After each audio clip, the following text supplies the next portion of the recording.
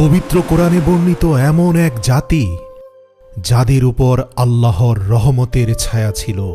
আল্লাহ তাদের ক্ষুধা থেকে বাঁচালেন, ভয় থেকে বাঁচালেন, শত্রুর হাত থেকে রক্ষা করলেন।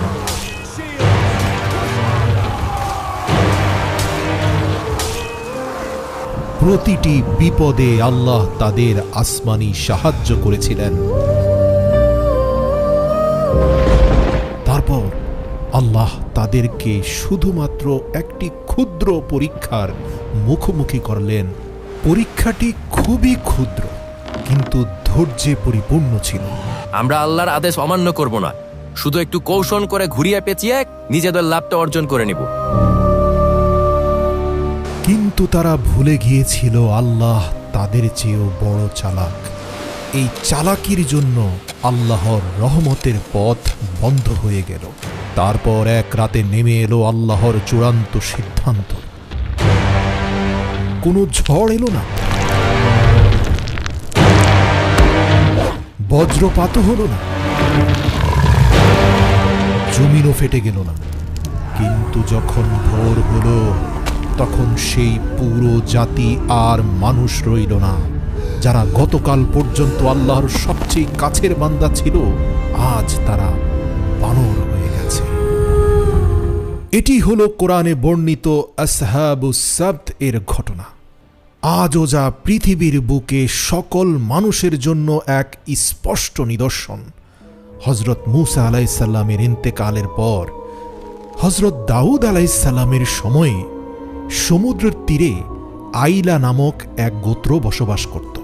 এই স্থানটির প্রতিটি কোণে আল্লাহর নিয়ামত দ্বারা পরিপূর্ণ ছিল। সমুদ্রের শীতল হাওয়া, রোদ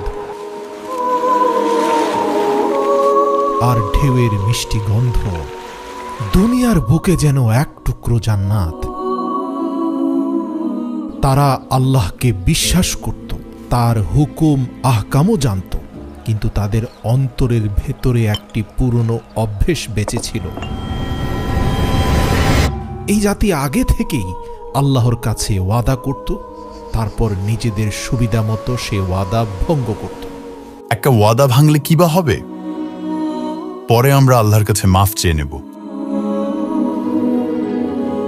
বর্তমান পৃথিবীতে এই জাতির বংশধরেরা ফিলিস্তিনিদের জায়গা জমি জবরদখল করে ইসরায়েল নামক এক রাষ্ট্র প্রতিষ্ঠা করেছে। এদের অন্যতম একটা স্বভাব হচ্ছে, তাদের মুখে ছিল আল্লাহর প্রতি আনুগত্য, কিন্তু তাদের কাজে ছিল চালাকি। যখনই তাদের উপরে আল্লাহর তরফ থেকে কোনো নির্দেশ আসত, তখন এই জাতির অনেক বিজ্ঞ ব্যক্তিরা বলতো, আমরা তো আল্লাহর পছন্দের জাতি, তাহলে আমাদের ওপর এত বিধিনিষেধ কেন? এটা বিধিনিষেধ নয়, এটা তো পরীক্ষা। আর আমাদের আল্লাহর উপর বিশ্বাস ও ভরসা রাখা উচিত। আল্লাহ দেখলেন তাদের অধিকাংশই নাফরমান, তাই তিনি এমন একটি পরীক্ষার মুখোমুখি তাদের করলেন যা তাদের অন্তরের গোপন কথা প্রকাশ করে দিল। তাই আল্লাহ তাদের উপর সপ্তাহের একদিন, শুধু শনিবার, নিষেধাজ্ঞা জারি করলেন। কোরআন অনুযায়ী আল্লাহ তাদের বললেন, এই দিনে তোমরা তোমাদের ব্যবসা বাণিজ্য বন্ধ রাখবে এবং তোমাদের সবচেয়ে বেশি লোভনীয় কাজ মাছ ধরাও এই দিন বন্ধ রাখবে, আর সব ব্যস্ততা ছেড়ে দিয়ে শুধু আমার ইবাদতে মগ্ন থাকবে। নবী দাউদের মাধ্যমে আল্লাহর তরফ থেকে তাদের উপর আসা এই নিষেধাজ্ঞার কথা শুনে শহর জুড়ে খবর ছড়িয়ে পড়ল। একজন বলল, শুধু একদিনই তো, আল্লাহর জন্য সব কাজ বন্ধ রাখো। আরেকজন লোভী ব্যক্তি বলল, যেদিন সমুদ্র মাছ দিয়ে ভরে যাবে সেদিন কিভাবে মাছ ধরা বন্ধ রাখবো? আল্লাহ তাদের অন্তরের খবর জানতেন, তাই যেদিন আল্লাহর তরফ থেকে মাছ ধরা নিষিদ্ধ ছিল, ঠিক সেদিনই সমুদ্র তীরে মাছের বড় বড় ঝাঁক ভেসে বেড়াতে দেখা গেল। বড় মাছের ঝাঁক নিজেরাই সমুদ্রের তীরে যেন এসে বলছে, আমাদের শিকার করো। আমরা এমন দৃশ্য আগে কখনো দেখিনি। এটাই আল্লাহর পরীক্ষা। শহরে যখন রাতের অন্ধকার নেমে এলো, ঘরের ভেতরে তাদের স্ত্রীরা তাদের ভৎসনা করতে লাগল, কেন এত মাছ দেখেও তারা মাছ শিকার করছে না। ধীরে ধীরে স্ত্রীদের সাথে স্বামীদের ঝগড়া হওয়া শুরু হলো। তোমাদের আল্লাহ শনিবারে মাছ ধরতে নিষেধ করেছেন, কিন্তু শনিবারেই তো সবচেয়ে বেশি মাছ দেখা হচ্ছে সমুদ্রে।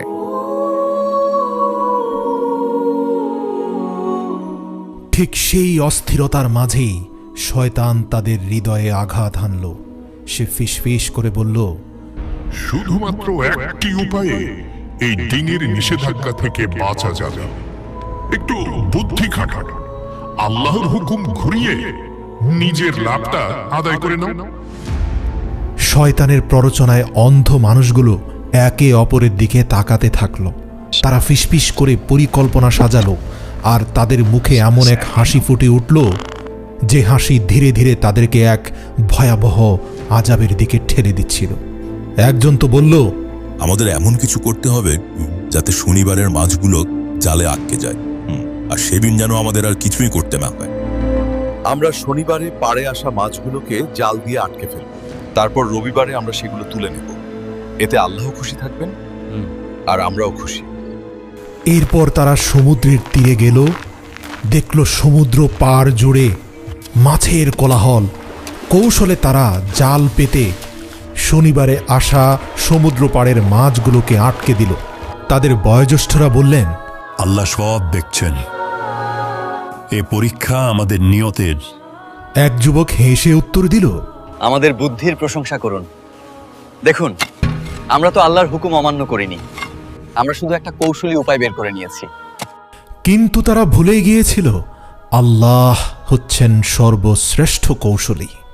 আল্লাহর সামনে কখনোই বান্দার নিয়ত লুকিয়ে রাখা যায় না। নিজেদের বুদ্ধিমান ভাবতে থাকা লোকেরা রবিবারে জাল থেকে শনিবারের আটকে যাওয়া মাছগুলোকে ঝাঁকে ঝাঁকে কুড়িয়ে নিয়ে যাচ্ছিল। তাদের মুখে চালাকির হাসি ফুটে উঠছিল। একজন বৃদ্ধ বুজুর্গ জোরে চিৎকার করে বললেন, থামো, এগুলো সব গুনাহ। আল্লাহর সাথে চালাকি করে নিজেদের ধ্বংস ডেকে এনো না। তারা হেসে জবাব দিল, আমরা তো শুধু আমাদের বুদ্ধি ব্যবহার করেছি, শনিবার তো মাছ শিকার করেনি। একটু চালাক না হলে দুনিয়াতে চলা বড় মুশকিল। একটু বুদ্ধি খাটিয়ে একদিনে যা মাছ পেয়েছি, পুরো সপ্তাহে তার অর্ধেকও পাওয়া যায় না। কিন্তু আব্বা, চাচা জান তো বলেছেন হারাম সম্পদ দেখতে অনেক বেশি মনে হলেও এতে কোনো বরকত থাকে না। চুপ কর, গিয়ে দেখ, এর জন্য তোর চাচা না খেয়ে মারা যাচ্ছে। তারা ভাবছে আল্লাহকেই তারা ধোঁকা দিচ্ছে, কিন্তু বাস্তবতা হলো আল্লাহ সব দেখছেন, আর এই চালাকি একদিন তাদের শেষ ডেকে আনবে। এই পথভ্রষ্ট লোকদের থেকে আমাদেরকে দূরে থাকতে হবে, যাতে আমাদের উপর আযাব না আসে। পবিত্র কোরআনে বর্ণিত আছে, এই শহরের মানুষরা 3 ভাগে বিভক্ত হয়ে গিয়েছিল। প্রথম দল ছিল গুনাহগাররা, যারা চালাকি আর ধোঁকাবাজিতে লিপ্ত ছিল আর নিজেদের খুব চালাক ভাবত। দ্বিতীয় দল ছিল নেককাররা, যারা চিৎকার করে সবাইকে সতর্ক করত আর আল্লাহর আযাবের ভয় দেখাত। তৃতীয় দল ছিল নীরব, যারা না বাধা দিত না উপদেশ দিত, শুধু দাঁড়িয়ে দাঁড়িয়ে দেখত। এই দলের লোকেরা বলতো, আমরা তো শুধু দেখছি কাদের সাথে আল্লাহর রহমত থাকে। যেহেতু আল্লাহর নিয়ম অমান্যকারীরা নিজেদের চারপাশে দেয়াল নির্মাণ করে নিয়েছিল যাতে নেককাররা তাদেরকে বিরক্ত না করে, তাই নেককাররা যখন দেয়াল টপকে গুনাহগারদের দিকে তাকাতো, তখন তারা দেখত গুনাহগাররা মাছ খেয়ে উৎসব করছিল আর হাসছিল। আমরা তো মাছ খাচ্ছি আর আনন্দ করছি, আর এইদিকে আল্লাহর হুকুমও অমান্য করিনি। শুধু একটু বুদ্ধি খাটিয়েছি আর মাথা মোটা বোকারা না খেয়ে মরছে। আমরা মাথা মোটা বোকা নই, বরং তোমরাই আল্লাহর অবাধ্য। এটা অবাধ্যতা নয়, এটা আমাদের বুদ্ধির ফল। আল্লাহ আমাদের উপর সন্তুষ্ট, তাই তো আমাদের তিনি রিজিক বাড়িয়ে দিচ্ছেন। আর ঠিক সেই রাতেই পরীক্ষার অধ্যায় শেষ হয়ে গেল এবং ধ্বংসের সময় খুব কাছাকাছি এসে পড়ল। শহরের গলি ছিল নিস্তব্ধ। শুধু সমুদ্রের হালকা ঢেউ আর বাতাসের শব্দ শোনা যাচ্ছিল। গুনাহগাররা পেট ভরে খেয়ে নিশ্চিন্তে ঘুমিয়ে পড়ল। আর সেই নীরবতা ভেঙে আকাশ ভেদ করে নেমে এলো এক ভয়ঙ্কর হুকুম, লাঞ্ছিত ও অপমানিত বানর হয়ে যাও। প্রথমে একটি হালকা ছায়া নেমে এলো, তারপর তাদের মুখ বিকৃত হতে শুরু করলো।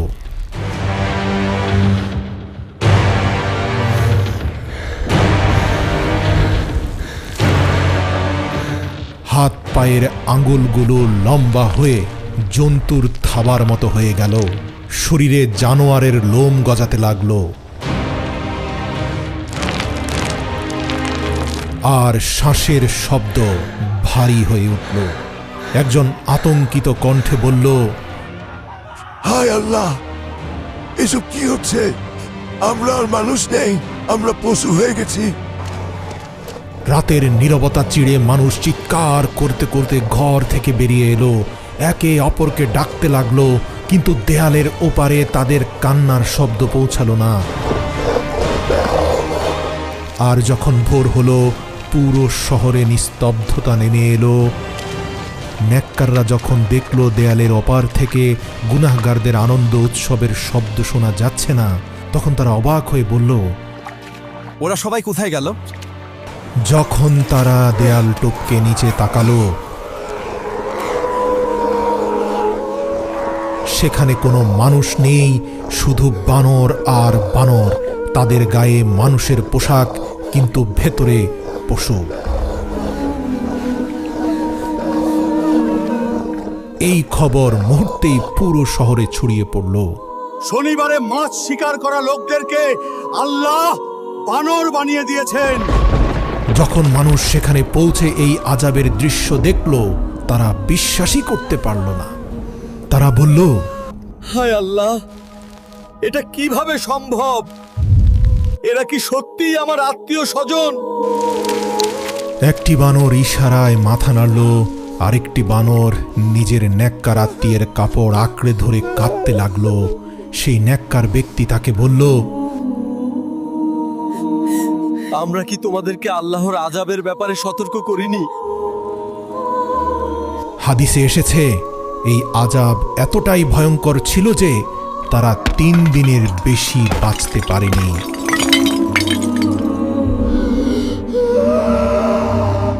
না খেতে পেরেছে, না পান করতে পেরেছে, শুধু যন্ত্রণায় ছটফট করতে করতে ধ্বংস হয়ে গেছে।